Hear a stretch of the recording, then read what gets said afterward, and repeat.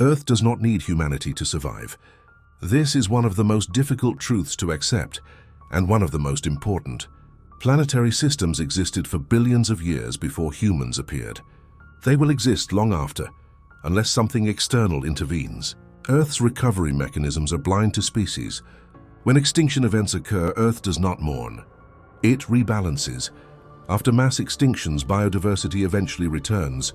Atmospheres stabilize, oceans recover. But the dominant species of the previous era does not. Planetary cycle theory makes this clear. Earth optimizes for stability, not civilization. Human survival is not a built-in outcome of planetary correction. If feedback loops restore balance by reducing industrial activity, warming oceans, or collapsing food systems, Earth stabilizes, even if billions of humans perish. This is not cruelty, it is indifference. Anthropocentrism leads us to believe Earth will protect us. It will not. Earth will protect equilibrium. This is why relying on natural recovery is a fatal mistake. Nature does not rebuild supply chains. Nature does not preserve knowledge. Nature does not maintain medicine, infrastructure, or global coordination. Those are human constructs, and they disappear quickly under stress. Past civilizations collapsed long before planetary limits were reached.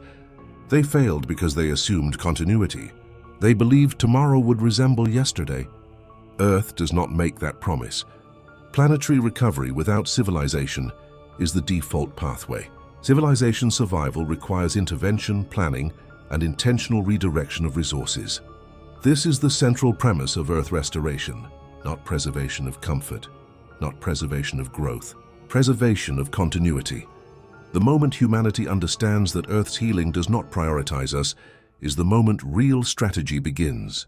In the next episode, we examine why waiting for technological miracles without systemic change is another form of denial, and why time is not neutral.